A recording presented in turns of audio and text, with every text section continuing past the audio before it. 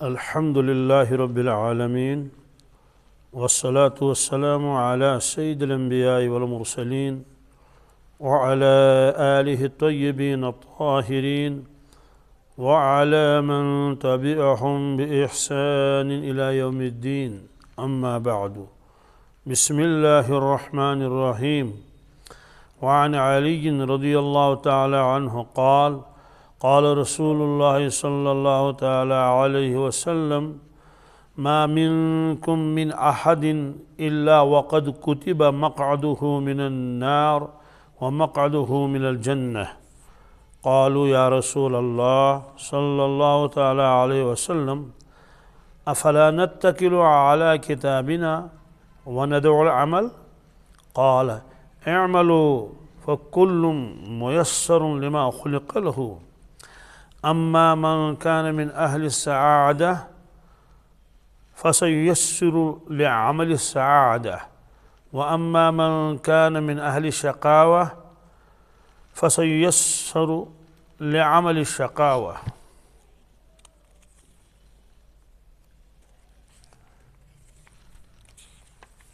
ثم قرأ فأما من أعطى واتقى وصدق بالحسنى فسنيسره لليسرى وأما من بخل واستغنى وكذب بالحسنى فسنيسره للعسرى. متفق علیہ. یہ روایت متفق علیہ ہے، یعنی بخاری شریف اور مسلم شریف دونوں میں یہ روایت ہے، اور راوی بھی ایک ہی ہے، حضرت علی رضی اللہ تعالیٰ عنہ. یہ بیان ہے کتاب الایمان کا کہ کن کن چیزوں کو ماننا ضروری ہے بن دیکھے. ان میں ایک اہم چیز ہے، اس کو تقدیر کہتے ہیں. چنانچہ جب کوئی شخص مسلمان ہو جاتا ہے، کلمہ شہادت پڑھ لیتا ہے، پھر وہ ان تمام چیزوں کا اظہار کرتا ہے جو اس کے دل میں ہے. اقرار باللسان و تصدیق بالقلب.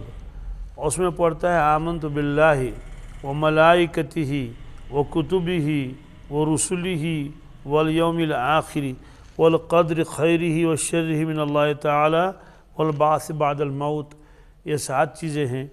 ان 7 چیزوں کا وہ اقرار کرتا ہے زبان سے، اور انہی 7 چیزوں کا یقین ان کے دل میں ہوتا ہے. سب سے پہلی بات تو آمنت باللہ، میں ایمان لایا ہوں اللہ تبارک تعالیٰ پر جیسا وہ ہے، اس کی ذات و صفات پر. وملائکتہ، اور اس کے فرشتوں پر جو اللہ تعالیٰ نے نور سے بنائے ہیں اور مختلف کاموں میں ان کو اللہ نے مقرر فرمایا ہے. اور کوئی رکوع میں ہے، کوئی سجدے میں ہے، کچھ لوگ حفاظت کے لیے ہیں، کسی کا نام منکر نکیر رکھ دیا، کسی کا نام کرامن کاتبین رکھ دیا. یہ ملائکہ بہت ہیں، اللہ تعالیٰ ہی جانتا ہے ان کی تعداد کو. وہ کتبی ہی، اللہ تعالیٰ نے انسانوں کی ہدایت کے لیے آسمان سے کتابیں نازل فرمائی. پہلی وحی جو نازل ہوئی اس میں بھی تھا اقرأ، پڑھیے.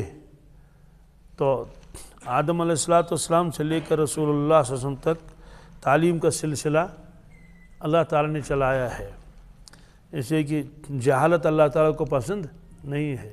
تو آسمان سے کتابیں نازل فرمائی اور کتابوں کے سمجھانے والے انبیاء علیہ السلام بھی بھیجے. جیسے اسکولوں اور کالجوں اور مدرسوں میں ہوتا ہے، وہ کتاب بھی ہوتی ہے اور کتاب پڑھانے والا بھی ہوتا ہے.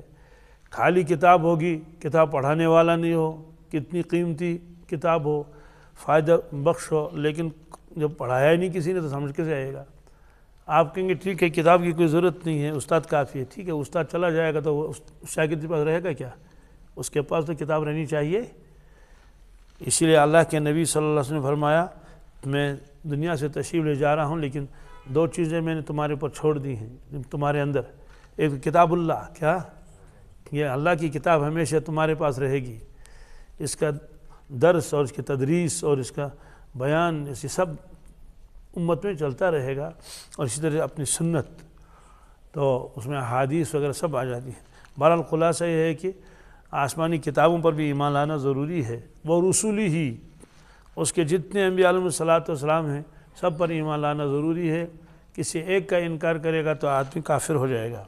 والیوم الآخر، آخرت کا دن، قیامت کا دن، جب یہ دنیا ختم ہو جائے گی ایک نیا عالم ہمارے آنکھوں کے سامنے ظاہر ہو جائے گا، اس کو کہا یہ آخرت کا دن ہے۔ والقدر خیرہ وشرہ من اللہ تعالی، اور ایک اہم بات ہے وہ تقدیر۔ تقدیر کے یہ ازل کی لکھت ہے، کیا یہ اللہ تعالیٰ نے لکھ دیا ہے۔ آگے ایک روایت آئے گی، اللہ تبارک تعالیٰ نے قلم کو پیدا فرمایا تو اس سے فرمایا اکتب، لکھو۔ تو قلم نے کہا ماذا اکتب، میں کیا لکھوں؟ کہا اکتب القدر، تقدیر لکھ۔ بہرحال یہ ہے، تو تقدیر پر ایمان لانا ضروری ہے کہ اللہ تعالیٰ نے پہلے سے ہی لوح محفوظ میں سب چیزیں لکھی ہوئی ہیں، اس میں انسان کی عمر بھی لکھی ہوئی ہے اور اس کا رزق بھی، اور یہ اس کی نیکیاں بھی، یہ ساری چیزیں اس میں لکھی ہوئی ہیں۔ خلاصہ یہ ہے کہ تقدیر پر ایمان لانا ضروری ہے۔ البتہ ایک چیز ہے قرآن پاک میں جہاں تذکرہ ہے کہ تقدیر کا، اس میں لکھا بیدہ الخیر، اللہ تعالیٰ کے ہاتھ میں خیر ہے، لیکن بیدہ شر قرآن پاک کے کسی سپارے میں نہیں ہے۔ لیکن جب ہم یہ پڑھ لیتے ہیں والقدر خیرہ وشرہ من اللہ تعالیٰ، کہ میں ایمان لاتا ہوں تقدیر پر، خیر اور شر دونوں اللہ کی جانب سے ہیں، اس کا جواب پہلے بھی آ چکا ہے، اللہ تعالیٰ کی جانب سے صرف خیر ہی خیر ہوتا ہے۔ ہاں بندوں کے اعتبار سے ایک چیز خیر بھی ہوتی ہے، ایک چیز شر بھی ہوتی ہے، اس لیے بندوں کے اعتبار سے کہا گیا تم خیر پر بھی ایمان لاؤ، شر پر بھی، یعنی اللہ تعالیٰ آپ کے ساتھ اچھا معاملہ کرے اس پر بھی ایمان لاؤ، اگر اللہ تعالیٰ کوئی تکلیف مصیبت نازل کرے تو اس پر بھی ایمان لاؤ۔ اور لیکن لوگوں کے اعتبار سے اس کی دو قسمیں ہیں، لہٰذا اس کی بھی رعایت رکھی، لیکن اللہ تعالیٰ فرماتے ہیں میں صرف خیر کرتا ہوں شر نہیں، اس وہاں بیدل خیر کہا۔ اس کی مثال ایسی جیسے ایک آدمی کا بیٹا جوان گزر گیا، تو ظاہر سی بات ہے بظاہر تو شر ہے، وہ کہہ رہا تھا کہ ابھی بیٹا اب جوان ہو جائے گا پھر میری خدمت کرے گا، لیکن اللہ نے اس کو اٹھا لیا۔ اب اس میں کیا کیا حکمتیں ہیں، اگر یہ ساری حکمتیں بتا دی جائیں گی اس شخص کو تو جس کا وہ بیٹا تھا وہ مطمئن رہے گا کہ اسی میں خیر یہی ٹھیک ہے، لیکن چونکہ یہ بتایا نہیں جاتا، اگر اس کو بتایا جاتا ہے کہ آگے جا کر یہ کیا کیا کرے گا، اس کا ایمان بھی خطرے میں ہے، یہ تو مومن بھی نہیں رہے گا، یہی کہ آپ کو ستائے گا، تکلیف پہنچائے گا، تو وہ کہے گا ٹھیک ہے جو اللہ نے کیا وہ اچھا ہے۔ تو اللہ تعالیٰ خیر ہی خیر کر لیتا ہے، البتہ بندوں کے اعتبار سے اس میں ایک اعتبار سے شر بھی ہوتا ہے، مصیبت تکلیف ہوتی ہے، اس کو بیان قرآن پاک میں بھی ہے، میں صرف اشارہ کر لیتا ہوں۔ حضرت خضر علیہ السلام اور حضرت موسیٰ علیہ السلام سفر کو نکلے تو 3 کام خضر علیہ السلام نے کیے، کتنے؟ تینوں پر اعتراض کیا موسیٰ علیہ السلام نے، یہ آپ نے کیا کیا؟ کشتی والوں نے بغیر پیسوں کے، بغیر کرائے کے دوسرے کنارے پر چھوڑا، حضرت خضر علیہ السلام نے اس کی ایک تختی نکالی اور اس کو ناقص کر دیا، تو حضرت نے اعتراض کیا یہ آپ نے کیوں کیا؟ آگے جا کر ایک بچہ تھا، کھیل رہے تھے چھوٹے بچے، تو ایک بچے کا گلا گھونٹ کے اس کو مار ڈالا، اس پر جلال آ گیا موسیٰ علیہ السلام کو کہ آپ نے ایک بے گناہ بچے کو کیوں مارا؟ اس کے بعد ایک بستی میں پہنچے، بستی والوں سے کہا کہ بھائی ہماری دعوت کر لو، تو ہم کچھ کھلاؤ پلاؤ، کیونکہ ہوٹل وٹل زمانہ تو تھا نہیں اس زمانے میں، تو بستی والوں کے ذمہ تھا جو بھی کوئی اجنبی مسافر آئے تو اس کو کھلا پلا اس کو، تو انہوں نے انکار کیا۔ وہاں ایک دیوار تھی بالکل گرنے والی تھی، تو خضر علیہ السلام نے اس کو درست کر لیا۔ موسیٰ علیہ السلام نے کہا کہ آپ ان سے مزدوری لے لیتے، کیونکہ انہوں نے تو ہم کو کھانا بھی نہیں کھلایا۔ تو یہ 3 کام ہو گئے۔ تیسرا کام تو بظاہر ٹھیک ہے، لیکن کیوں کیا ایسا کام جب اپنی دیوار ہے بھی نہیں؟ تو تینوں پر اعتراض کیا۔ آخر میں حضرت فرمایا چاہذا فراق بینی و بینک، کہ آپ اپنا راستہ لے لیں، میں اپنا راستہ لے لوں گا، آپ میرے ساتھ رہ نہیں سکیں گے۔ البتہ میں آپ کو تینوں چیزوں کی حقیقت بتاتا ہوں۔ کشتی کا معاملہ تو یہ ہے کہ یہ غریبوں کی کشتی ہے، ظالم بادشاہ کشتیوں کو لے جاتا ہے ظلماً اور کچھ دیتا بھی نہیں۔ اس کی کشتی کو جب دیکھیں گے اس کے سپاہی اس کو چھوڑ دیں گے، ہمارے کام کی نہیں، یہ اس میں پھر وہ تختی لگا کے اور اپنا گزارا کرتا رہے گا۔ تو بظاہر تو لگتا ہے کہ شر ہوا، لیکن اس شر کے اندر ایک خیر چھپی ہوئی تھی، تو معلوم ہے کہ یہ تو خیر تھا، شر تھا ہی نہیں۔ اور وہ وَأَمَّا الْغُلَامُ فَكَانَ أَبَوَاهُ مُؤْمِنَيْنِ، اور جو نابالغ بچہ تھا جس کو خضر علیہ السلام نے مار ڈالا، اس کے بارے میں اللہ تعالیٰ نے فرمایا کہ اس کے والدین دونوں مومن تھے، اور یہ بچہ بڑا ہو جاتا تو یہ ان کو کافر بنا دیتا، یعنی یہ خود کافر ہو جاتا، اس کی محبت میں آ کر وہ بھی ان کا دین خراب ہو جاتا، اس لیے ہم نے ان کو نمٹ لیا، اس کو تو مار ڈالا تو نابالغ ہے، اور کیونکہ اس کے والدین مومن تھے، یہ جنت میں جائے گا، وہ صبر کریں گے ان کو اجر ملے گا۔ اور کہ تفسیر میں یہ لکھا ہے اللہ تعالیٰ نے ان کو دوسرا بچہ دے دیا، ایک لڑکی، اور وہ لڑکی جب بالغ ہوئی تو اس کا نکاح ہوا تھا، اللہ تعالیٰ نے اس کے بطن سے ایک جو ہے وہ نبی پیدا کیا، کیا تو وہ بیٹی نبی کی ماں بن گئی، اس سے ان والدین کا جو ہے وہ اور درجہ بلند ہوا، تو وہاں تو شر ہوا بظاہر لیکن اس کے اندر خیر چھپی ہوئی تھی۔ ایسے ہی کہ وہ جو دیوار تھی وَأَمَّا الْجِدَارُ فَكَانَ لِغُلَامَيْنِ يَتِيمَيْنِ فِي الْمَدِينَةِ وَكَانَ تَحْتَهُ كَنْزٌ لَهُمَا وَكَانَ أَبُوهُمَا صَالِحًا، اس کے نیچے خزانہ تھا، پتہ تو نہیں تھا۔ خلاصہ یہ ہے اللہ تعالیٰ نے قرآن پاک میں فرمایا میرے ہاتھ میں خیر ہے، میرے ہاتھ میں شر کا لفظ نہیں کہا، بیدی شر، لیکن جب ہم صفت ایمان کو دہراتے ہیں تو ہم یہی کہتے ہیں والقدر خیرہ وشرہ من اللہ تعالیٰ، آخر میں والبعث بعد الموت، مرنے کے بعد دوبارہ زندہ ہونا ہے۔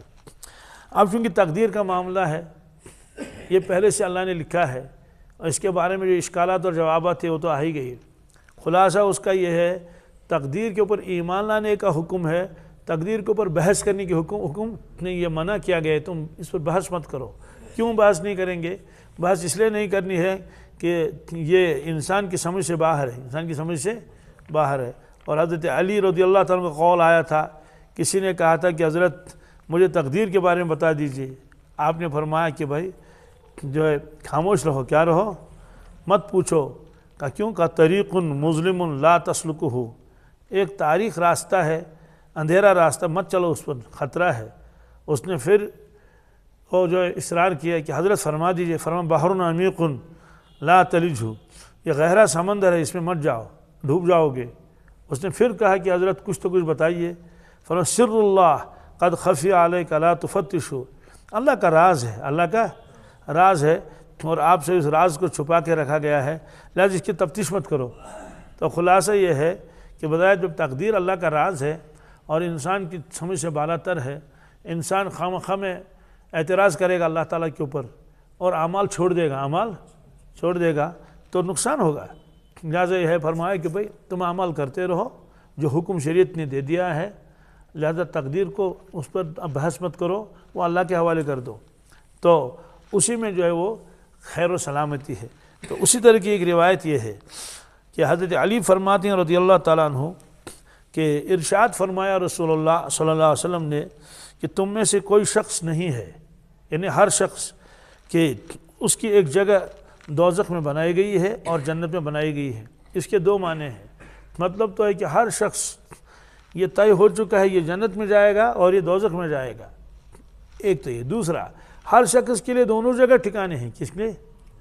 جنت میں بھی اس کے لیے جگہ بنائی گئی ہر شخص کے لیے اور دوزخ میں بھی۔ اور ایک روایت آگے آئے گی اور اس بات عذاب قبر، جس میں قبر کا تذکرہ ہے کہ جب میت کو قبر میں رکھ دیا جاتا ہے تو اگر وہ جنتی ہے تو پہلے وہ دوزخ کی کھڑکی کھول دی جاتی ہے، کھڑکی کھولی تو دوزخ دیکھ رہا ہے، استغفر اللہ، آگ وہاں جل رہی ہے اور دوسرے عذاب وہاں ہیں، اور جہنم کی چیخ و پکار ہے۔ اس سے کہتے ہیں کہ دیکھ یہ جگہ تمہاری تھی، یہاں جانا تھا، لیکن اللہ نے تم کو بچایا، تم نے ایمان قبول کر لیا اور اعمال صالحہ کر لیے، اپنے زندگی کی قدر کر لی، اس لیے اللہ نے آپ کو اس سے بچا لیا ہے۔ تو اب دوسرا کھول دیا جائے گا دریچہ، تو اب دوسری کھڑکی، ادھر دیکھو تو جنت دیکھ رکھا، اب تمہارا ٹھکانہ یہی ہے۔ تو گویا وہ بھی دکھایا، یہ بھی دکھایا، اس سے آپ کو بچایا، اس میں ڈالا۔ اور جو کافر ہوگا، نافرمان ہوگا، تو اس سے پہلے جنت کا ٹھکانہ دکھایا جاتا ہے، دیکھ یہ جنت کے مکانات ہیں، یہ جنت تمہارے لیے تھی، لیکن تم نے نافرمانی کی، ایمان قبول نہیں کیا اور بہت زیادہ نافرمانی کی، اس لیے تمہیں محروم کر دیا گیا اس سے۔ اب تمہارے لیے یہ ہے کہ تم نے اعمال ایسے ہی کی، دوزخ کی، تو ایک کھڑکی کھول دی جاتی ہے دوزخ کی جانب، اور بس وہاں سے آگ اور لو اور دھواں یہ سب اس کے قبر میں آ جاتا ہے۔ تو گویا کہ اس کی قبر بھی ایک جہنم کا گھڑا بن جاتی ہے، اس میں کوئی چین اور سکون نہیں، اور بہت عذاب ہے، اس میں تکلیف ہے، یہ فرمایا۔ یہ روایت آگے آئے گی۔ آپ نے فرمایا کہ ہر شخص کے لیے ایک مقعد، سیٹ، جگہ من النار، دوزخ میں بھی ہے اور جنت میں بھی ہے۔ جب یہ صحابہ کرام نے سنا، انہوں نے کہا یا رسول اللہ صلی اللہ علیہ وسلم، جب ایک شخص کے بارے میں یقیناً ہے یہ جنت میں جائے گا، تو اب اس کو عمل کرنے کی ضرورت ہی کیا ہے؟ جب یہ یقینی طور پر یہ جنت میں جائے گا تو اس کو اب نماز پڑھنے کی کیا ضرورت ہے، وضو بنانے کی کیا ضرورت ہے، اور روزہ کیوں رکھے گا، اپنے آپ کو مشقت میں کیوں ڈالے گا؟ کیوں آرام کر لے اور جتنے گناہ چاہے کر لے، کیونکہ اس کو تو جانا ہی کس میں؟ جنت میں۔ تو دوسرے آدمی کو لکھا ہے یہ دوزخ میں جائے گا، تو وہ تو تم کو جانا ہی دوزخ ہے، دوزخ میں، لہٰذا اس کو اعمال کیا کرے، اعمال کرے تو فائدہ ہی کیا ہوا؟ یہ انہوں نے عرض کیا کہ حضرت کیوں نہ ہم اس تقدیر کی لکھت پر یقین کریں، اور یقین تو ہے ہی، بھروسہ کریں اور اعمال چھوڑ دیں۔ اعمال، سوال آپ نے سن لیا، صحابہ کرام نے کیا سوال کیا کہ حضرت وہ جو لکھت ہے وہاں تقدیر میں ہمارے لکھا ہوا ہے لوح محفوظ میں، تو اس پر ہم بھروسہ کریں کہ اگر جنت میرے قسمت میں لکھی ہوئی ہے تو جنت تو مل ہی جائے گی، تو مجھے مشقت اٹھانے کی ضرورت کیا ہے؟ ہم اعمال چھوڑ دیں۔ دیکھیے آپ نے کیا فرمایا، اعملوا، کیا اعمال کرو، اعمال کو چھوڑو مت، کیوں؟ فَكُلٌّ مُيَسَّرٌ لِمَا خُلِقَ لَهُ، تو ہر شخص جس چیز کے لیے بنایا گیا ہے تو اس کے لیے اس کو آسانیاں پیدا کر دی گئی ہیں۔ مطلب تو یہ ہے کہ جس آدمی کو جنت میں جانا ہے، جنت کے اعمال اس کو اچھے لگتے ہیں اور جنت کے کام کرنے اس کے لیے آسان ہوتے ہیں، دوزخ کا کام اس کے لیے مشکل ہے، جھوٹ بولنا اس کے لیے بہت مشکل ہے۔ میں جھوٹ بولوں، نعوذ باللہ من ذالک، میں حرام کھا لوں، کیا ضرورت ہے مجھے حرام کھانے کی؟ میں جھوٹ کیوں بولوں گا؟ اللہ نے مجھے رزق دیا ہے، میں چوری کیوں کروں گا؟ اسے کہیں نماز چھوڑو، کہتے ہیں استغفر اللہ، میں نماز چھوڑوں؟ ہماری شان تو نماز ہے، نماز میں تو کامیابی ہے، سب سے پہلے محشر کے میدان میں تو نماز کا سوال ہوگا، تو وہ نیک اعمال چھوڑتا نہیں اور اسے آسان ہوتا ہے۔ فجر میں اٹھنا اس کے لیے آسان ہے، وضو بنانا اس کے لیے آسان ہے، اور تلاوت کرنا اس کے لیے کیا ہے؟ آسان ہے۔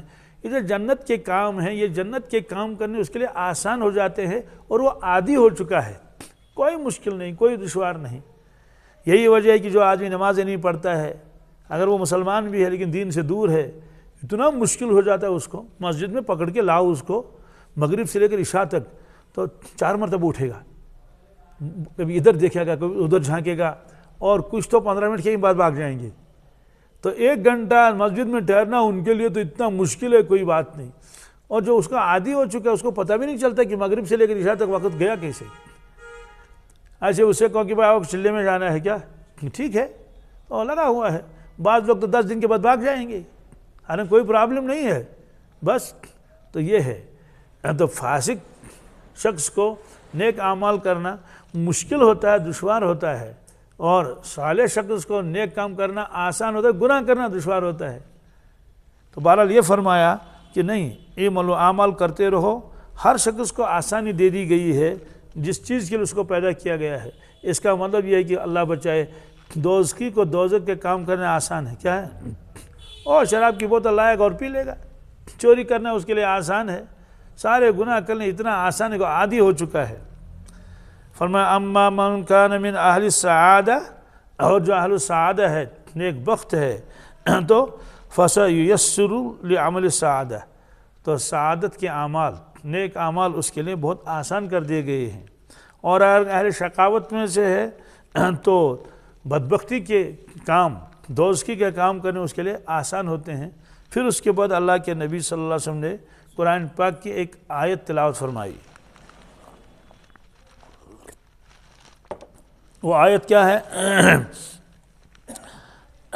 فَأَمَّا مَنْ آتَى وَاتَّقَى، وہ شخص جو اللہ کے راستے میں خرچ کرتا ہے اور دیتا ہے، اور وہ متقی اور پرہیزگار ہے، نافرمانی سے بچتا ہے، تقوی والا ہے، وَصَدَّقَ بِالْحُسْنَى، اور اس کلمے کی تصدیق کرتا ہے، کلمہ طیب کی تصدیق کرتا ہے۔ فَأَمَّا مَنْ آتَى وَاتَّقَى وَصَدَّقَ بِالْحُسْنَى فَسَنُيَسِّرُهُ لِلْيُسْرَى، تو کہتے ہیں کہ ہم یسرا کے لیے اس کی آسان کر دیں گے، یعنی یہ سارے نیک کام اس کے لیے آسان ہے، اور بالکل ہنستے ہنستے اور آسانی کے ساتھ وہ جنت میں چلا جائے گا۔ اور وہ اما من بخل واستغنى وکذب بالحسنى، اور جس نے بخل کیا اور جو ہے وہ اپنے آپ کو بے نیاز سمجھا، مجھے اس چیز کی ضرورت نہیں ہے، اسلام کے بغیر بھی کام چلے گا، یہ ساری چیزیں کہہ رہا ہے۔ کہتے ہیں کہ دشواری کے لیے دشوار کام، یعنی جو گناہ کے کام تھے اس کے لیے آسان ہو جائیں گے، اور کرتے کرتے کرتے کرتے دوزخ میں پہنچ گیا۔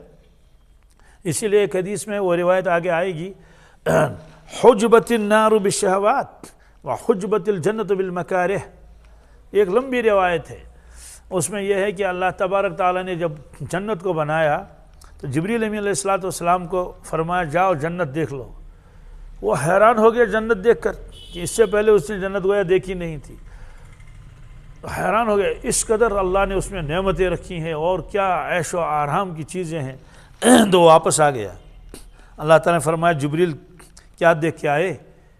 عرض کرنے کے یا باری تعالیٰ جنت دیکھ لی۔ کہا کیا خیال ہے؟ کہا بس آپ کے بندوں کو کوئی شخص جنت کے بارے میں بتا دے صرف کہ جنت ہے، جنت بس ان کو معلوم ہونا چاہیے، سارے کے سارے جنت میں پہنچ جائیں گے۔ کہ کیوں؟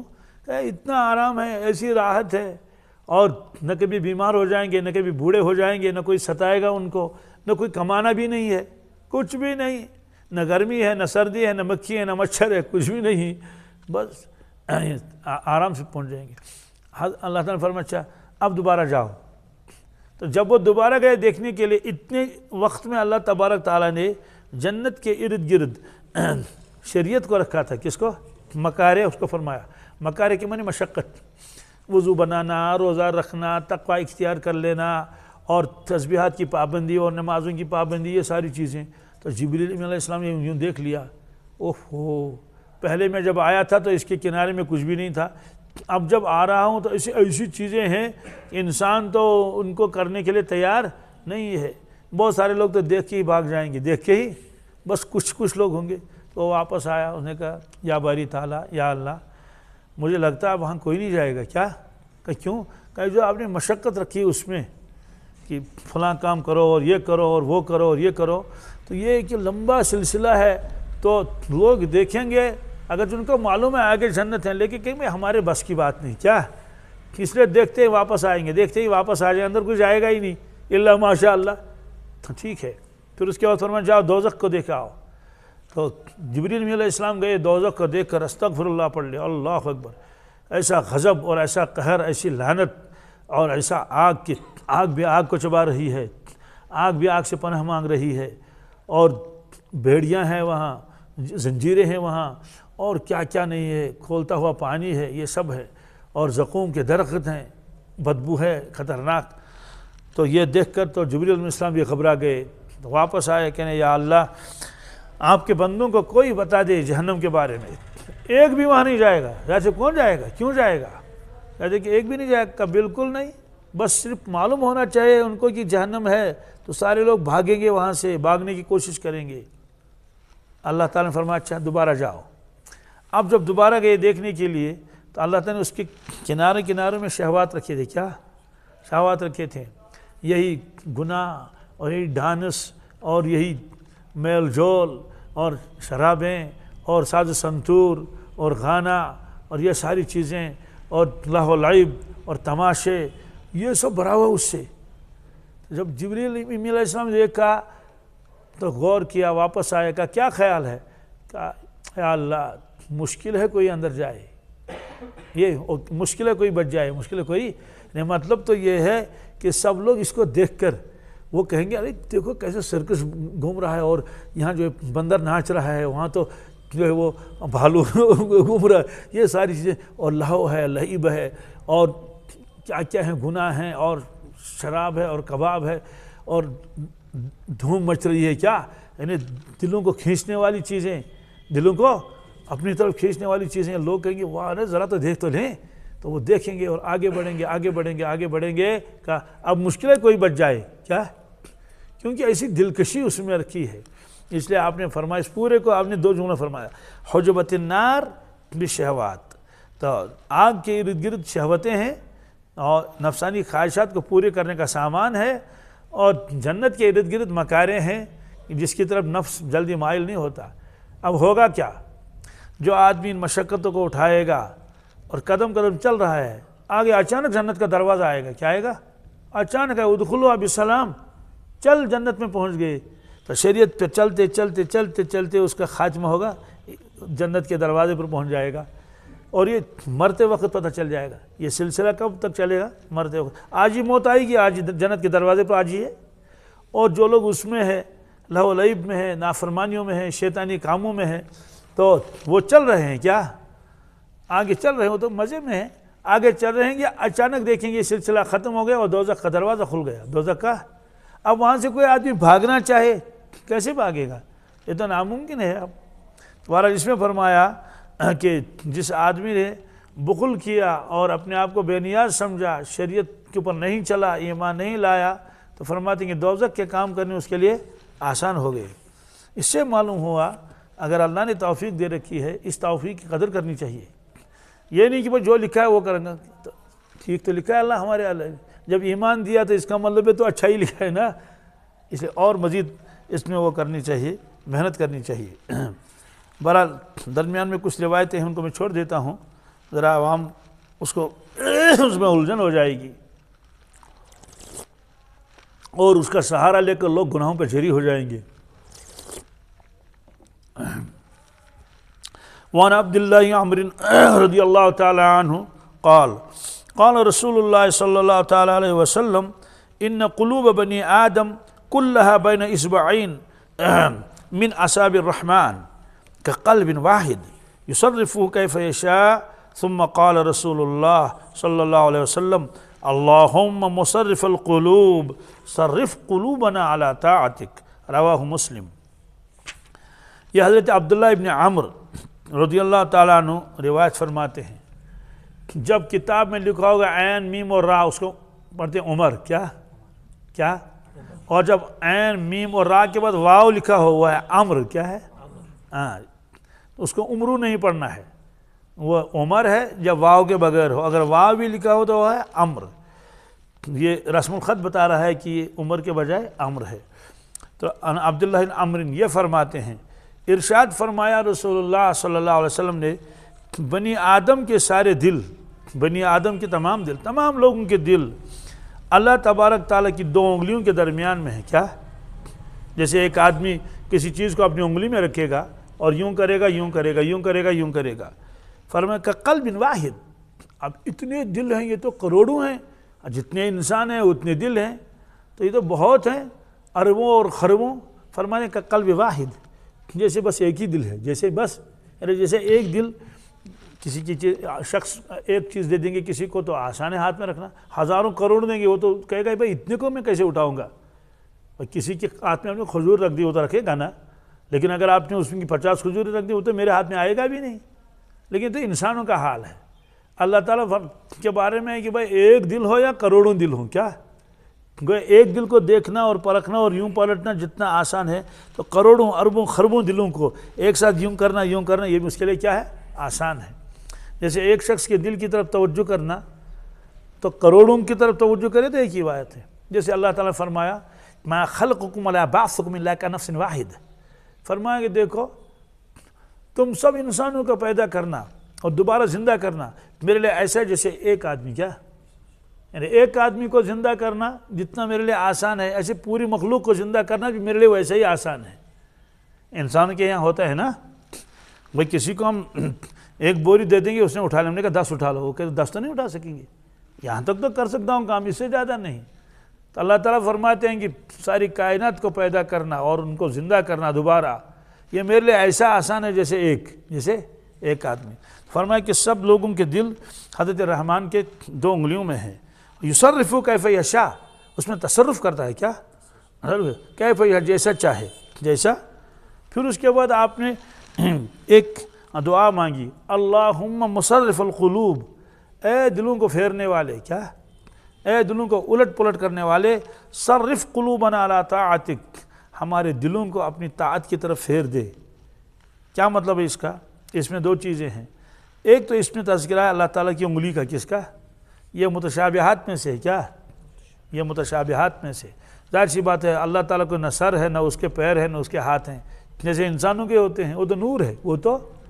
لیکن اس کے باوجود اللہ تبارک تعالیٰ نے قرآن پاک میں کبھی ید کا تذکرہ فرمایا کیا جی وقالت الیہود ید اللہ مغلولہ غلت ایدیہم بل یداہ مبسوطتان، کہیں تو ساق کا تذکرہ کیا ہے یوم یکشف عن ساق من پنڈلی، کبھی چہرے کا تذکرہ کیا کل من علیہا فان ویبقى وجہ ربک ذو الجلال والاکرام، کہیں تو چہرے کا تذکرہ کیا۔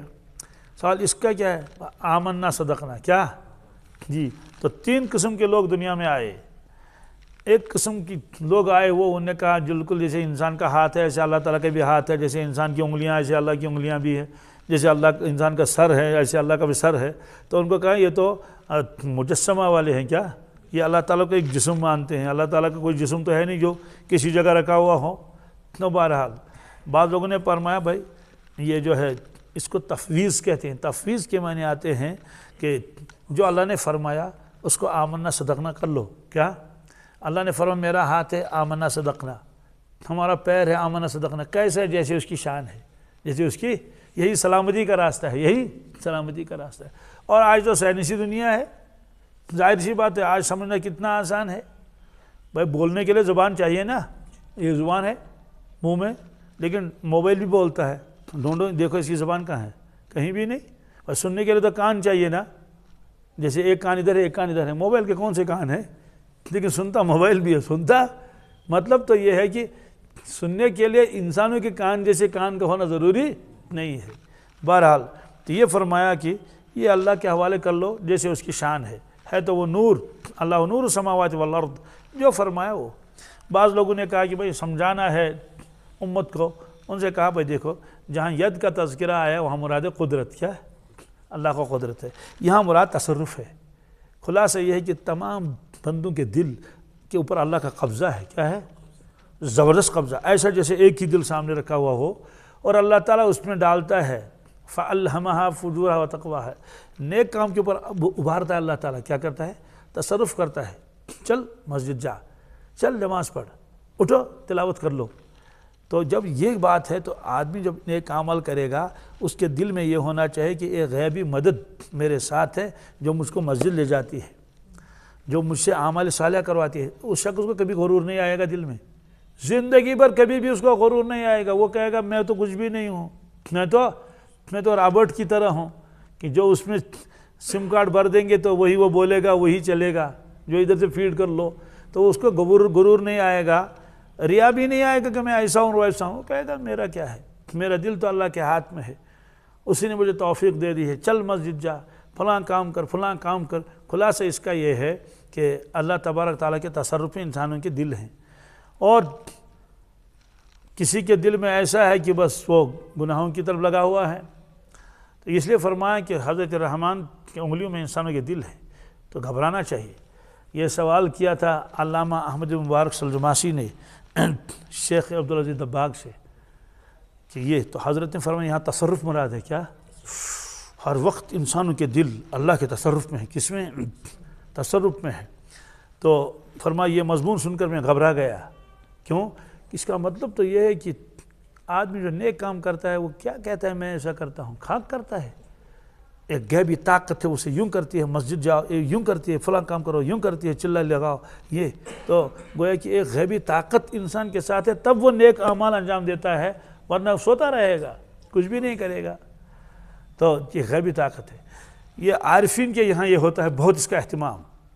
ایک بزرگ جاتے تھے مسجد، تو مسجد کی طرف جاتے تھے، ایک ہی راستہ ہے، سامنے آگے جا کر دو راستے تھے، ایک معبد میں جاتا تھا گرجا میں، ایک مسجد، ابھی تو مسلمان ہے نا، تو جب جاتا تھا تو یوں کہتا تھا آج اس کو نیم، کیا میں دیکھتا ہوں آج مجھے کہاں لے جائے گا، یعنی مجھے گرجا گھر میں لے جائے گا یا یعنی بت خانے میں لے جائے گا یا مسجد میں لے جائے گا، یعنی اتنا کہ میرے دل کا تصرف کنٹرول سارا اللہ اپنے ہاتھ میں رکھا ہے، بس یوں سمجھے کنٹرول اپنے ہاتھ میں رکھا ہے۔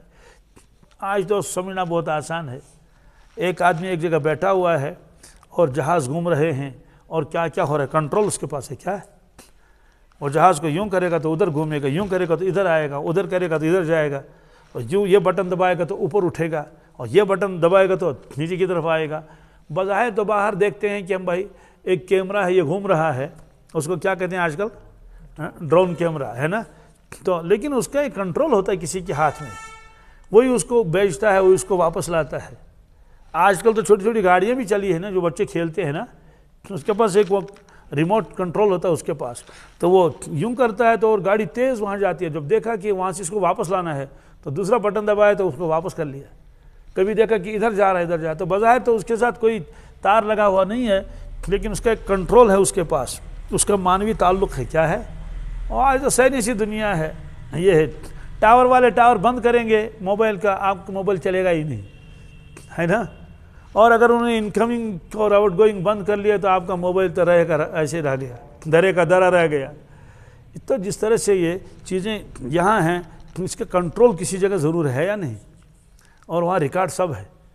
آپ یہاں باتیں کر رہے ہیں، بظاہر تو کوئی سنتا ہی نہیں، وہاں لکھا ہوا ہے کتنے بجے آپ نے کال کی اور کتنے منٹ کی کال کی اور کس نمبر پر آپ بات کر رہے تھے، نکالتے ہیں سارا ریکارڈ۔ یہ تو انسانوں کا نظام جب اتنا مضبوط ہے، اللہ کا نظام کیسا مضبوط ہوگا؟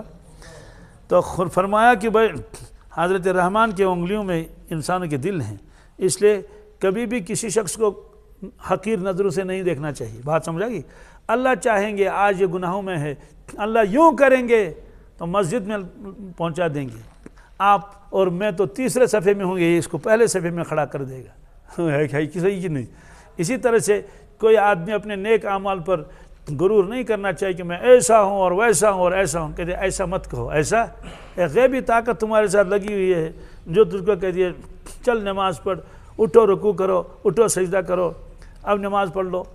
حضرت مفتی محمود صاحب رحمۃ اللہ فرماتے تھے اللہ تبارک تعالیٰ نیک اعمال کا جذبہ بھی دل میں ڈال دیتا ہے، کسی وقت دل میں خیال آیا درود شریف پڑھ لو، فوراً پڑھنا چاہیے، کیا چاہے 2 ہی مرتبہ پڑھ لے، 4 ہی مرتبہ پڑھ لے اللہم صلی علی سیدنا محمد وعلی آل سیدنا محمد وبارک وسلم علیہ۔ کیوں؟ ہو سکتا ہے پھر یہ توفیق نہ ملے، اسی لیے وہ یہ بھی فرماتے تھے اللہ کی توفیق کے ایک مہمان ہے، کیا ہے؟ اس کی قدر کرنی چاہیے، اور اگر اس کی قدر نہیں کریں گے تو یہ بے توجہی برتی واپس جائے گا، واپس نہیں آئے گا، پھر بہت مشکل ہے۔ اس لیے بعض لوگ کہتے ہیں کہ پہلے میں معمولات بھی کرتا تھا، نمازوں کی پابندی ہوتی تھی، پھر درمیان میں کیا ہوا پتہ نہیں چلا، اب بہت مشکل ہے، فجر میں اٹھ نہیں پاتے ہیں اور تلاوت تو بالکل ہی نہیں ہو پاتی ہے، میرے پاس وقت بھی ہوتا ہے، تسبیحات کرنے کو جی نہیں کرتا ہے۔ تو خلاصہ یہ ہے اپنے اعمال پر کبھی غرور گھمنڈ یہ نہیں ہونا چاہیے، اور کسی گناہگار کو دیکھ کر اس کو حقیر نظروں سے نہیں دیکھنا چاہیے۔ یہ معلوم نہیں ہے کہ اللہ تعالیٰ کب اس کے دل میں تصرف کر کے اس کو نماز والا اور قرآن والا اور تلاوت والا بنا لے گا۔ خلاصہ اس پر ہمارا یقین ہونا چاہیے، یہ تقدیر کا معاملہ ہے، کیا ہے؟ تقدیر کا معاملہ ہے کہ یہ بندوں کے دل اللہ تبارک تعالیٰ کے دست قدرت میں ہیں۔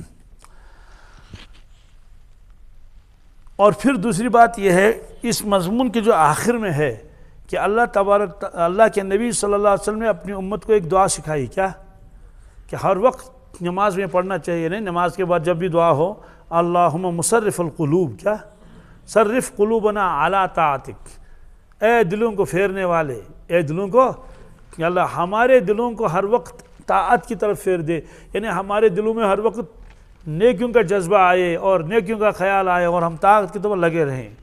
تو یہ تعلیم دے دی گئی، تو اس دعا کو پڑھنا چاہیے، اللہم مصرف القلوب صرف قلوبنا علی طاعتک۔ تو اس دعا کو یاد بھی کرنا چاہیے اور پڑھنا بھی چاہیے۔ تو یہ تو ہماری تعلیمی کے لیے تو آپ نے فرمایا، پہلے تو روایت بیان فرمائی، پہلے تو کہ اللہ تعالیٰ یہ بھی کرتے ہیں یہ بھی کرتے ہیں، تو بندہ درخواست کرتا ہے میرے لیے یہ کر لیجئے تاکہ میں گناہوں کی طرف مائل نہ ہو جاؤں اور گناہوں کا جذبہ میرے دل میں نہ آئے، ہر وقت جو ہے وہ جذبہ میرے اندر آئے نیکیوں کا۔ اب اس پر یہ ہے کہ اس سے پہلے تو ایک اور روایت آ گئی کہ ہر آدمی کے ساتھ ایک فرشتہ اور ایک شیطان لگا ہوا ہے، روایت یاد آ گئی۔ فرشتہ ہر وقت کوشش کرتا ہے کہ اس کو نیک اعمال کا جذبہ اس کے دل میں ڈال دے، فرشتہ اس کو فضائل سناتا ہے، کیا جی وہ بھی فضائل اعمال سناتا ہے، کہتے کہ اشراق پڑھ لو حج اور مقبل عمرے کا ثواب ملے گا، کبھی کہتے تہجد پڑھ لو تو بغیر حساب کے جنت میں جاؤ گے، تیسرا کلمہ پڑھ لو جنت میں ایک درخت لگے گا، اللہ کے راستے میں خرچ کر لو ایک پیسے کے اتنا ملے گا، یہ کام کرتا کون؟ فرشتہ، وہ اسے ابھارتا ہے، کہتے سورہ یاسین پڑھ لو صبح صبح، دن میں مر جاؤ گے تو شہادت کی موت ملے گی، رات کو پڑھو گے تو پھر گزر جاؤ گے تو شہادت کی موت ملے گی، اسے کہتے ہیں سنتوں پر عمل کر لو اور اللہ کے نبی صلی اللہ علیہ وسلم کو قرب حاصل ہوگا۔ یہ فرشتے کا کام ہے، کیا ہے؟ وہ ابھارتا ہے، یہی پٹی پڑھا نہیں، یہی سمجھا رہا ہے اس کو، پٹی تو بہرحال ٹھیک نہیں ہے کہنا، وہ تو شیطان کے بارے میں ہے، تو یہ اس کو جذبہ میں ڈال دیتا ہے۔ اور شیطان کیا کہتا ہے؟ شیطان اول کہتا ہے خدا شین، کیا اللہ تعالیٰ کس نے دیکھا اللہ تعالیٰ کو؟ کیا خامخواہ میں تم کو پریشان کر رکھا مولویوں نے؟ اور اگر کوئی مسلمان ہے اس سے کہتے ہیں تو وہ تو غفور الرحیم ہے، وہ تو غفور الرحیم، وہ تو ہزاروں گناہوں کو فی الحال گناہ کر لو، پھر آخر میں توبہ کر لینا، پھر آخر میں توبہ، تو کبھی کہے گا تم کہاں اٹھ پاؤ گے، دن بھر تو تم تھکے رہتے ہو، اگر جسم کا بھی تو حق ہے، اس کو تو آرام ملنا چاہیے، ٹھیک ہے اللہ غفور الرحیم ہے، تو طلوع آفتاب کے بعد بھی نماز پڑھ سکتے ہیں، قضا ہوگی تو وہ مجرا آ جائے گی، کبھی جب رمضان آئے گا کسی کہ بہت مشکل ہے تمہارا دن بھر روزہ رکھنا، کیونکہ جون کا مہینہ ہے، گرمی بہت ہے اور تم مشقت کے کام میں ہو، عیال کا بھی حق ہے، عیال کا بھی، اس لیے روزہ اگر چھوڑ دو گے پھر دسمبر میں دیکھ لینا، جنوری میں کہ دن چھوٹے ہوں گے اور سردی کا موسم ہوگا، اس وقت دیکھ لینا، اس وقت تو کبھی جو نماز پڑھنے کے لیے آیا کہتے ہیں ہاں یہاں 1:15 بجے نماز ہے تو ابھی تم فی الحال جاؤ، پھر 1:30 بجے وہاں پڑھ لینا، 1:30 بجے، تو تب تک کام میں لگا دیا اس کو، نہ 1:15 بجے نماز پڑھنے دے دی، نہ 1:30 بجے، یہاں تک کی دیر ہو گئی، تو وہ یہ کام کرتا ہے۔ تو علامہ نے یہ پوچھا تھا کہ یہ تو فرشتے کا تذکرہ آیا پہلے کہ فرشتہ ساتھ ہے، شیطان ساتھ ہے، انہوں نے کہا فرشتہ اور شیطان دونوں اللہ کی قدرت میں ہے، دونوں اللہ کی قدرت میں ہے، تو فرشتے کے اوپر گویا کہ تصرف ہے اللہ تعالیٰ کا، اور شیطان کے اوپر بھی تصرف ہے کس کا؟ اللہ تبارک تعالیٰ کا۔ خلاصہ یہ ہے کہ بس اس کے بغیر کوئی چارہ ہی نہیں، اللہ کے سامنے ہاتھ اٹھا کے کہہ دے یا اللہ آپ نے تو مجھے پیدا فرمایا ہے جس مقصد کے لیے، اپنی عبادت و بندگی کے لیے، مجھے نیک بندوں میں مجھے شامل فرما اور خوب نیک کام کرنے کی مجھے توفیق عطا فرما۔ اس لیے حدیث میں ہے، اللہ بچائے، کہ اگر کسی کو ریا آ جائے گا تو وہ سارے اعمال تباہ ہوں گے۔ 2 شخصوں کو اللہ تعالیٰ کھڑا کرے گا محشر میں، ایک سے اللہ تعالیٰ فرمائیں گے کہ بتا آپ نے کیا کیا، کیا؟ وہ کہے گا کہ میں نے نمازیں پڑھ لی، ایسے کہے گا میں نے نمازیں پڑھ لی، میں نے چلے دے دیے، میں نے وہ کیا، اس پر اللہ تعالیٰ ناراض ہو جائیں گے، کہتے تم نے کچھ نہیں کیا، یہ سب میری توفیق سے ہوا ہے، میری توفیق سے، پانی میں نے پیدا کیا جس سے تم وضو کرتے تھے، ایمان میں نے تجھے دے دیا جس کی وجہ سے تو اللہ کو مانتا تھا، اعمال کی توفیق میں نے تجھے دے دی تو آپ اعمال کرتے تھے، صحت میں نے دے دی جس کی وجہ سے آپ مسجد میں جاتے تھے۔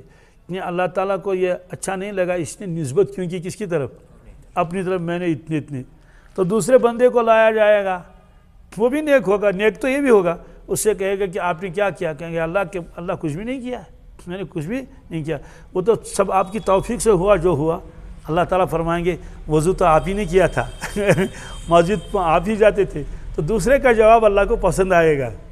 خلاصہ یہ ہے کہ ہر وقت دل میں یہ خیال رہنا چاہیے، یقین رہنا چاہیے کہ اللہ تعالیٰ ہی مجھ سے نیک اعمال کراتا ہے، تو اس لیے کبھی بھی نہ ریا آئے نہ عجب آئے میں ایسا ہوں اور ویسا ہوں۔ تو وہ ان روایتوں میں یہ تربیت کا پہلو بھی ہے کہ ان روایتوں کو نظروں میں رکھنے کے بعد آدمی کو کبھی بھی نہ ریا آئے گا دل میں اور نہ کبھی عجب آئے گا کہ میں ایسا ہوں اور ویسا ہوں، اور کسی کی حقارت میں بھی دل میں نہیں آئے گی۔ وعن ابی ہریرہ رضی اللہ تعالیٰ عنہ قال قال رسول اللہ صلی اللہ تعالیٰ علیہ وسلم ما من مولود الا یولد علی الفطرہ فابواہ یحودانہ او ینصرانہ او یمجسانہ کما تنتج البہیمۃ البہیمۃ جمعا هل تحسون فيها من جدعا ثم يقول فطرة الله التي فطر الناس عليها لا تبديل لخلق الله ذلك الدين القيم۔ حضرت ابو ہریرہ فرماتے ہیں، ارشاد فرمایا رسول اللہ صلی اللہ علیہ وسلم نے، جو بھی بچہ دنیا میں آتا ہے اور پیدا ہوتا ہے وہ فطرت پر پیدا ہوتا ہے، کس پر؟ فطرت اسلام پر، اور اس کے والدین اس کو پھر آخر میں یا تو یہودی بناتے ہیں یا تو نصرانی بناتے ہیں یا تو مجوسی بناتے ہیں، یا تو، اور جیسے چوپایا بچے کو جنم دیتا ہے، کوئی بھی چوپایا ہو، تو وہ جب بچہ پیدا ہوتا ہے، چاہے گائے کا بچہ ہو، چاہے اونٹ کا بچہ ہو، چاہے اور کسی کا بچہ ہو، وہ ہوتا ہے بالکل ٹھیک، اس کے کان کٹے ہوئے نہیں ہوتے ہیں تو ٹھیک ہوتا ہے۔ تو پھر اس کے بعد لوگ اس کے کوئی کان کاٹ دیتا ہے، کوئی کچھ کر لیتا ہے، کوئی دھم اس کی کاٹ لیتا ہے، تو پھر بتوں کے نام پر وہ لوگ رکھتے تھے تو نشان لگاتے تھے اس میں۔ پھر اس کے بعد آپ نے یہ آیت تلاوت فرمائی کہ لوگوں، اللہ کی جو فطرت ہے جس پر اللہ نے اس کو پیدا فرمایا انسانوں کو، اس کو بدلو مت، اس کو، اور لا تبدیل لخلق اللہ ذالک دین القیم، فرمایا یہی سیدھا راستہ ہے۔ تو اللہ کی تخلیق میں کوئی تبدیلی نہیں۔ خلاصہ کیا اس روایت کا؟ فرماتے ہیں کہ ہر بچہ اگر اس کو کچھ نہ کیا جائے، غلط تربیت میں نہ رہے، تو وہ مومن ہوگا۔ کیا ہوگا؟ فطری طور پر وہ اللہ کو ماننے والا بھی ہوگا اور فرما بردار بھی ہوگا۔ لیکن عام طور سے بچہ والدین کے گود میں ہوتا ہے، اس لیے والدین کا تذکرہ آیا۔ اس کے والدین اس کو یہودی بناتے ہیں۔ کیوں؟ اگر والدین یہودی ہیں تو وہ بچے کو یہودی بنائیں گے، وہی تعلیم، اسی اندر وہی عقیدہ، وہی اعمال، وہی بنا لیں گے اس کو، بس یہ یہودی بن جائے گا بڑا بن کر۔ اور اگر وہ نصرانی ہے تو چونکہ اس کے گھر میں ماحول ہے نصرانیت کا، وہ نصرانی بن جائے گا۔ مجوسی یہ آتش پرست تھے، آگ کی پوجا کرنے والے۔ سوال اور کسی کا تذکرہ کیوں نہیں کیا؟ اس لیے کہ یہی لوگ تو اس زمانے میں تھے، یا تو یہود تھے، یا تو نصرانی تھے، یا تو مجوسی تھے، مشرک بھی تھے۔ آپ نے پھر مثال دے دی کہ جب گائے یا اور اونٹ یا کوئی بھی بچے کو، بچڑے کو جنم دیتی ہے، گائے یا بھینس کوئی بھی ہو، تو وہ آپ دیکھیں گے تو اللہ تعالیٰ نے اس کے سارے اعضاء بنائے ہیں، پورے کان کٹا ہوا نہیں ہے۔ تو پھر آخر جا کر لوگ اس کے کان کاٹتے ہیں کہ یہ بتوں کے نام پر رکھا، کسی اور کے نام پر رکھا، کہتے ہیں کہ میں نے دونوں کان اس کے رکھ دیے تھے، یہ تو لوگوں نے اس کے کاٹ دیے۔ مطلب تو یہ ہے کہ میں فطری اعتبار سے ہر جانور کو پیدا کر لیتا ہوں ایسے جو اس کی فطرت ہے، جو اس کے اعضاء ہیں، یہ تو لوگ ان کی کاٹتے تھے، کیا کیا کرتے ہیں۔ ایسے ہر بچہ مسلمان پیدا ہوتا ہے، فطرت پر پیدا ہوتا ہے، اب جیسا ماحول مل گیا ویسا ہو جائے گا۔ اس سے معلوم ہوا کہ ماحول کا بڑا اثر ہے، ماحول کا بڑا اثر ہے۔ تو والدین اگر اللہ بچائے بے دین ہے تو بچہ دیندار کیسے بنے گا؟ کبھی کبھی میرے پاس آتے ہیں اور میاں بیوی، تو چھوٹا بچہ ہوتا ہے، کہتے ہیں کہ دعا کر لیجئے کہ یہ نیک بن جائے وہ۔ میں کہتا ہوں آپ خود نیک بن جاؤ۔ کیا؟ پہلے آپ دونوں میاں بھی کیا بن جاؤ؟ نیک بن جاؤ گے تو یہ جو آنکھیں کھولے گا کہ مسجد میں تسبیح پڑھی جا رہی ہے اور نمازیں ہو رہی ہیں اور جو ہے وہ تلاوت ہو رہی ہے، تو یہ بچہ وہی کرنا شروع کر دے گا۔ اور یہ ہے کہ جس گھر میں یہ ماحول ہوتا ہے تو وہی ہوتا ہے۔ تو اور اگر گھر کا ماحول ہے بس ہر وقت ٹی وی چل رہا ہے تو چھوٹے بچے بھی ڈانس کرتے ہیں، اتنے اتنے چھوٹے، ان کا معلوم نہیں ہے نا۔ ہمارا ایک رشتہ دار ہے، تو چھوٹا تھا وہ، تو وہ مکی کے اوپر کو جامع لگتا ہے وہ جیسے داڑھی کی طرح، وہ آ کے لگاتا تھا داڑھی، اتنا سا چھوٹا تھا۔ تو میں نے اسے ایک مرتبہ پوچھا کیا کرتے ہو؟ کہتے ہیں داڑھی لگاتا ہوں، کیونکہ گھر سب سارے داڑھی والے ہیں، اس کا دادا، اس کے چچے، اس کے والد صاحب، تو یہ سب داڑھی والے تھے۔ تو وہ یہ سوچتا تھا یہ چیز ہے، میرے چہرے پر کب داڑھی آئے گی۔ تو دوسرے کو میں نے خود دیکھا کہ وہ بھی چھوٹا تھا، تو لکڑی اٹھا کے شیو کر رہا تھا۔ کیا؟ تو میں نے اس سے کہا کہ کیا کرتے ہو؟ شیو کرتا ہوں۔ اس کے گھر میں سارے شیو کر لیتے ہیں۔ تو یہ ہے ماحول کا اثر۔ تو جیسا ماحول، تو جس گھر میں نماز ہوتی ہے تو چھوٹے بچے بھی آ جاتے ہیں، کبھی مشرق کی طرف رخ کریں گے، کبھی جنوب کی طرف کریں گے، اور جائے نماز ڈال کے الٹے سیدھے کیا کریں گے؟ سجدے کرنے شروع کر دیں گے۔ تو اللہ اللہ کرنے والے تو تسبیح ہاتھ سے لے گا، کہتے ہیں میں اللہ اللہ کر لوں گا، اور قرآن پاک جو پڑھنا شروع کرتا اوراق الٹتا رہتا ہے، میں قرآن شریف پڑھ لوں گا۔ تو یہ ہے وہ ماحول۔ اس سے معلوم ہوا کہ جس ماحول میں آدمی رہے گا اس کے اثرات اس پر پڑیں گے۔ جب چھوٹے بچوں پر ماحول کے اثرات پڑتے ہیں، بڑوں پر کیوں نہیں پڑیں گے؟ تو لہذا اس کا خیال رکھنا چاہیے۔ اگر کوئی آدمی کے یہ چاہے کہ میں نیک بن جاؤں، صرف تمناؤں سے نیک نہیں بنے گا، صرف تمناؤں سے، عارضوں سے نہیں، جب تک وہ اس ماحول میں نہیں جائے گا۔ اسی لیے ہم اکثر بیشتر کہتے ہیں نا لوگوں سے کہ بھائی تمہارے دل میں جذبہ اچھا ہے کہ میں نماز کے پابند بن جاؤں، لیکن صرف تمنا کرنے سے تم نماز کے پابند نہیں بن جاؤ گے، اس کے لیے تو چلہ لگانا پڑے گا۔ کیوں؟ وہاں ماحول ایسا ہی ہے، جب سارے لوگ تہجد پڑھ رہے ہیں اور اشراق پڑھ رہے ہیں، چاش پڑھ رہے ہیں، آپ خود عادی ہو جاؤ گے۔ تو حضرت مولانا روم رحمۃ اللہ بھی فرماتے تھے تاتوانی دور باشد یاری بد بدتر بود از ماری بد، جتنا آپ سے ہو سکے برے دوستوں سے دور رہو۔ کیا؟ برے ماحول سے دور رہو۔ کہتے کیوں؟ کہتے کہ یہ برے سانپ سے زیادہ خطرناک ہے۔ برا ساتھی برے سانپ سے، حالانکہ سانپ تو بہت خطرناک ہے نا، تو برا ساتھی اتنا خطرناک کیسے ہوگا؟ کبھی چائے پلائے گا، کبھی سگریٹ پلائے گا، کبھی بیڑی پلائے گا۔ قاری صاحب فرماتے پلا کے چھوڑے گا کیا؟ پلا کے، یعنی اگر تم نے بیڑی والے کے ساتھ دوستی کر لی، پلا کے چھوڑے گا تو تمہارا عادی بنائے گا۔ تو پھر اس کی شرح لکھی ہے کہ سانپ اگر کسی کو ڈسے گا تو مرے گا کیا؟ وہ اس نے جان لے لی، کیا لے لی؟ لیکن یہ جو برا ماحول ہے کہ اگر کسی کو ڈسے گا تو اس کا ایمان لے لے گا، کیا لے گا؟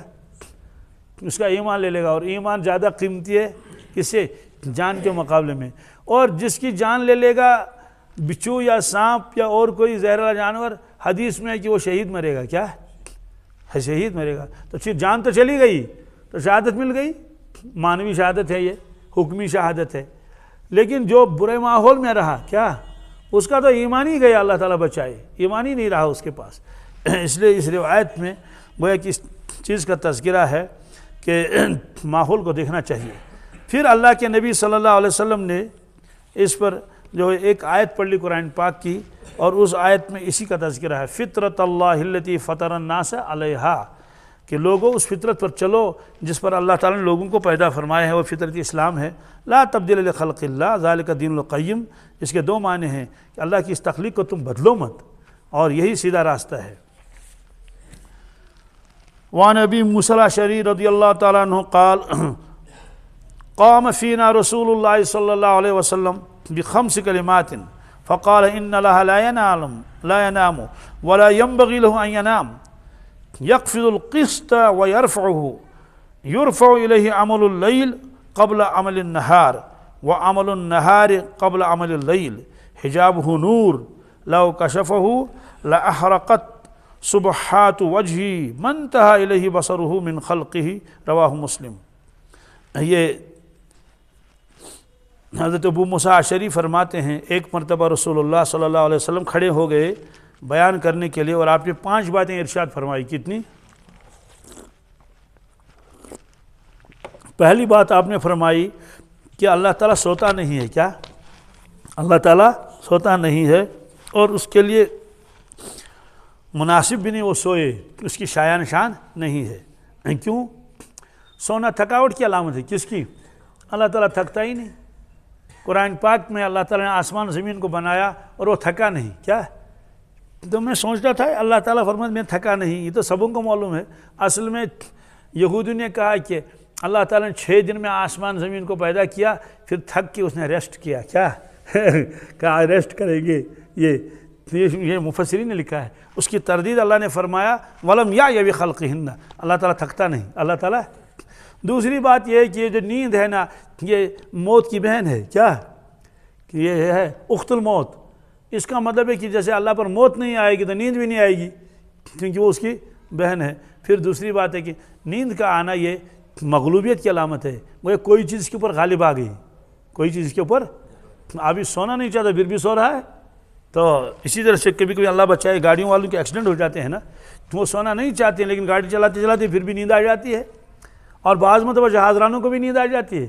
یہ ہے بالکل صحیح ہے، جہاز چلاتے چلاتے اس کو نیند آ گئی اور دیکھا کہ جہاز تو بہت اونچائی پر چلا گیا ہے، دھیان نہیں رہا، اب وہ کوشش کرتا اس کو نیچے لانے کی، یا جو بھی ہو۔ اگرچہ جہاز کا ایکسیڈنٹ جلدی نہیں ہوتا ہے، گاڑی کا تو فوراً ہو ہی جائے گا، وہ تو فضا میں ہے، لیکن ظاہر سی بات ہے، اور اگر وہ بہت اونچا چلا گیا تو تب بھی تو نقصان ہے۔ خلاصہ یہ ہے کہ یہ سونا گویا کہ نیند غالب آ گئی، کیا انسان کے اوپر، تبھی تو نیند آئی۔ تو تھکاوٹ ہے، نیند ہے، اب وہ ریکور ہو جائے گا تب وہ کام کرے گا صبح کو۔ اللہ تعالیٰ فرماتے ہیں کہ بھائی مجھے ریکور ہونے کی ضرورت نہیں ہے، بھائی کل یوم ہو فی شان، روزانہ میری نئی شان ہوتی ہے۔ ایک تو آپ نے یہ فرمایا، دوسرا فرمایا یقفض القسط ویرفعہ، اللہ تبارک تعالیٰ ترازو کو جھکاتا ہے اٹھاتا ہے، جھکاتا ہے اٹھاتا ہے۔ اس کے 2 مطلب ہیں۔ ایک مطلب ہے اللہ تعالیٰ جب کسی کو رزق دیتا ہے یا تو بہت دیتا ہے یا تو رزق کم کر لیتا ہے، یہ رزق کا معاملہ اللہ نے اپنے ہاتھوں میں رکھا ہے، اس لیے آدمی کوشش کرے، کیا کوشش کرے حلال ذریعہ کمائے، رزق دینے والا اللہ تعالیٰ ہے۔ دوسرا مطلب ہے یہاں میزان عمل مراد ہے کہ عمل کی توفیق دیتا ہے تو اس کے میزان کو اونچا کر دیتا ہے، کیا کر دیتا ہے؟ اور اللہ بچائے کسی کے ساتھ اللہ کی مدد نہیں ہوتی ہے تو گویا کہ اس کا میزان عمل جو ہے وہ گر ہی گیا۔ تو یہ آپ نے فرمایا۔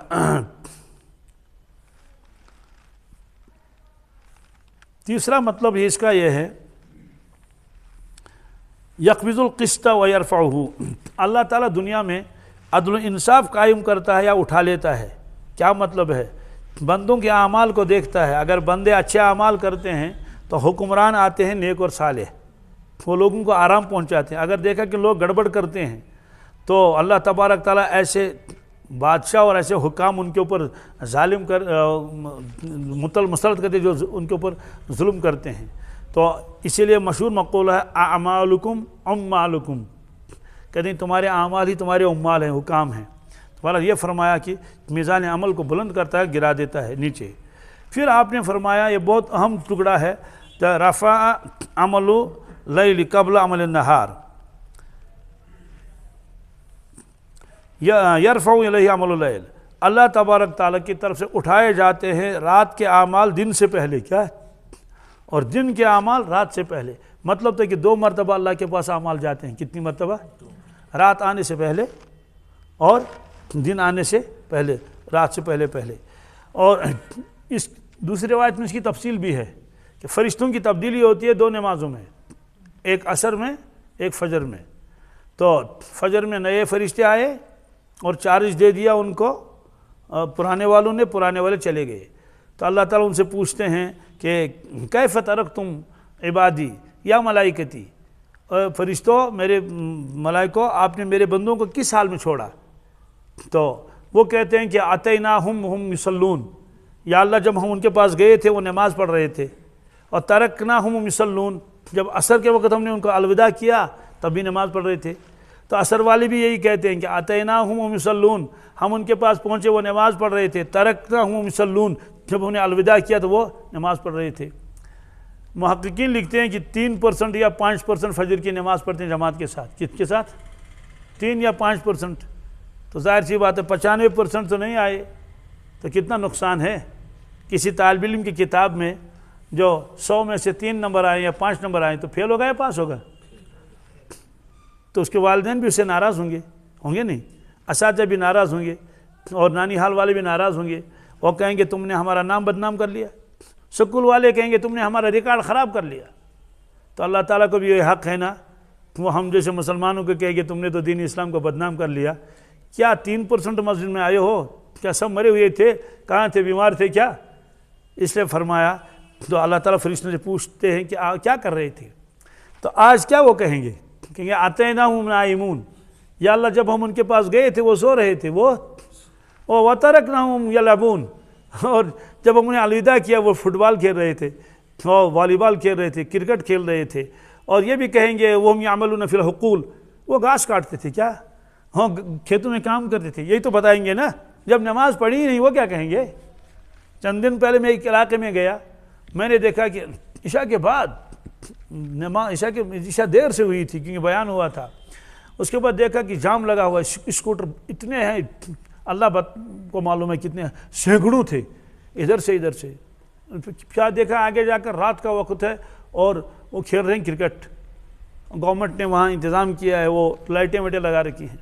نہ مغرب کی نماز ان لوگوں نے پڑھی، نہ عشاء کی نماز پڑھی، اجتماعی نافرمانی، کیا اللہ بچائے۔ جب اجتماعی نافرمانی ہو جائے گی تو اللہ تعالیٰ کیا آسمان سے رحمتیں برسیں گی؟ اس لیے فرمایا کہ لوگوں خیال کر لو، رات آنے سے پہلے پہلے کیا دیکھو تم نے کیا اعمال کیے، یہ اعمال جا رہے ہیں اوپر، اور دن آنے سے پہلے پہلے دیکھ لو تم نے کیا اعمال کیے ہیں۔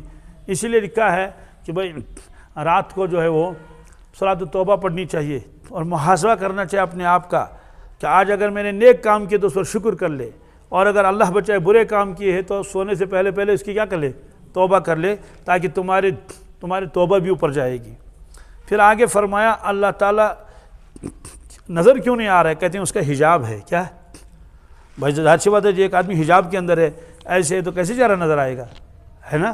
تو ہے تو اللہ تعالیٰ ہر جگہ ہے، اس کا نور ہے۔ فرماتے ہیں کہ اس کا حجاب بھی نور ہی ہے، کیا؟ کپڑے کا حجاب نہیں، کپڑے کا حجاب نہ کالے رنگ کا ہے نہ کسی کا، کہتے ہیں حجاب ہوا نور، اس کا حجاب نور ہے۔ اگر وہ حجاب اٹھا لے گا، کیا یوں حجاب اٹھا لے گا اپنا، تو فرماتے ہیں کہ اس کے چہرے کا نور مخلوق کو جلا کے رکھ دے گی، کیا؟ اس کے چہرے کا سو مخلوق جل جائے گی آنن فانن. اس لیے اللہ تعالیٰ نے اپنے اوپر نور کے پردے ڈال رکھے ہیں. تو یہاں اللہ تعالیٰ کو دیکھنا چاہے تو کیسے دیکھے گا؟ تو نور کے پردے رکھے ہوئے ہیں. اسی لیے حدیث میں اللہ کے نبی صلی اللہ علیہ وسلم نے جو فرمایا میں معراج میں لے گا تو میرے اور ان کے درمیان میں نور کے پردے تھے 70,000 اور کتنے ان کو اٹھا دیا گیا. ایسے ہم محشر کے میدان میں بھی تجلی ہوگی. اصل دیدار تو ہوگا جنت میں. کہاں؟ اور بغیر پردے کی. ظاہر سی بات ہے تو پردے کی کوئی ضرورت ہی نہیں ہے. تو آپ نے فرمایا انکم سترون ربکم کما ترون لیلۃ البدر. جیسے تم 14ویں رات کے چاند کو دیکھتے ہو ایسے تم اللہ تعالیٰ کا دیدار کرو گے. تو اور مشائخ نے اس کے اندر ایک اور نقطہ لکھا ہے کہ شدت ظہور. کیا ہے شدت ظہور کا مطلب یہ؟ اور شدت اتصال. تو کسی نے پوچھا تھا کسی شیخ سے اللہ تعالیٰ نظر کیوں نہیں آ رہے ہیں؟ اس نے کہا دیکھو شدت ظہور کی وجہ سے نہیں. اب اس کی میں مثال بتاتا ہوں. بزرگ نے تو مثال نہیں تھی اس زمانے میں، شاید پنکھا بھی نہ ہو. یہ پنکھا ہے، اس کے اندر یہ 3 بازو ہیں، ہے نا؟ 3 نظر آ رہے ہیں نا؟ ہر ایک کو نظر آئیں گے. تو اگر اس کو ہم چالو کریں گے کیا، اور بہت تیز چالو کریں گے، فل، اور پاور بھی فل ہو، کیا ہو، وہ سنگل فیز نہ ہو، تو بتائیے پھر کتنے بازو نظر آئیں گے؟ وہ گئے کہاں؟ یہ شدت ظہور ہے. ہماری آنکھ اب اس کو قابو نہیں کر سکیں گے. جب یہ ٹھہرا ہوا ہے تو ہم گن لیں گے 1 2 3، لیکن اتنا تیز چل جائے گا اب نظر نہیں آئے گا. دنیا میں ہزاروں چیزیں ایسی ہیں کہ جب وہ ان میں شدت نہیں ہوتی ہے، تیزی نہیں ہوتی، تو ہماری آنکھوں قابو کر لیتے ہیں. آنکھیں جب اس میں شدت آتی ہے تو آنکھیں قابو نہیں کر لیتی ہیں. وہاں بینڈ صاحب پر جائیے، لکڑی کے مشین پر ہے نا، تو وہ آری چلتی ہے نہیں چلتی ہے، نظر تو آتی نہیں. تو جب یہ مخلوق نظر نہیں آتی ہے سامنے ہو کر تو اللہ تعالیٰ کیا نظر آئے گا؟ سورج نظر نہیں آتا اچھی طرح سے، یوں دیکھتے تو یوں کرنا پڑتا ہے، یوں کرنا پڑتا ہے. اور حضرت مفتی محمود صاحب رحمۃ اللہ کے پاس ایک آتا تھا، اشونی نام تھا اس کا. تو اس نے ایک مرد سے کہا کہ ہم اللہ تعالیٰ کو کیوں نہیں دیکھ سکتے؟ حضرت نے فرمایا پہلے سورج کو دیکھو. کس کو؟ سورج کو دیکھ لو، دیکھ سکو گے؟ اس نے کہا نہیں. کہ جب مخلوق کو نہیں دیکھ سکتے خالق کو کیا دیکھو گے؟ تو یہ ٹین اور سٹیل کی چیزیں ہمیں نظر نہیں آتی ہیں تو اللہ تعالیٰ کو کیا دیکھیں گے؟ تو شدت ظہور کیا ہے؟ دوسرا شدت اتصال. شدت اتصال کا مطلب تو یہ ہے کہ کوئی دور تو ہو تبھی تو دیکھیں گے. یہ شخص مجھ سے دور ہے تو میں اس کو دیکھ لیتا ہوں، لیکن اپنی پیشانی کو نہیں دیکھتا ہے نا. آنکھ کی پتلی نظر نہیں آتی، حالانکہ آنکھ ہی کا کام تو ہے دیکھنا ہے. پپوٹے نظر نہیں آتے ہیں، کیوں؟ یہ اتصال ہے. تو نحن اقرب الیہ من حبل الورید. اللہ تعالیٰ فرماتے ہیں جو تمہاری شہرگ ہے میں اسے بھی زیادہ قریب ہوں. کیا؟ تو کیسے نظر آئے گا؟ تو بہرحال اس روایت میں ہے اللہ تعالیٰ نے اپنے اوپر نور کا پردہ ڈال رکھا ہے، اور اگر وہ نور کا پردہ اٹھا لے گا کیا، تو جہاں تک اس نور کی روشنی جائے گی سب جل کر خاک ہو جائے گی. مجھے بتائیے جلتی ہی چیزیں؟ بس سورج اگر نزدیک آ جائے گا تو چیزیں جلیں گی نہیں جلیں گی؟ تو جب مخلوق جلا دے گی چیزوں کو تو خالق کیسے نہیں، اس کا نور کیسے نہیں جلائے گا؟ سورج اتنا دور ہے، اتنا دور ہے، اگر اس کو قریب کریں گے 1 میل، کیا کون رہے گا؟ تو لوہا بھی پگھل جائے گا، لوہا بھی شمع کی طرح پگھل جائے گا، اتنی ہیٹ اور اتنی گرمی اس کی ہے. تو اس طرح سے فرمایا کہ اللہ تبارک تعالیٰ جو ہے اس نے پردہ ڈال رکھا اپنے ذات کے اوپر، اور اس کا جو پردہ ہے وہ نور کا ہے. جی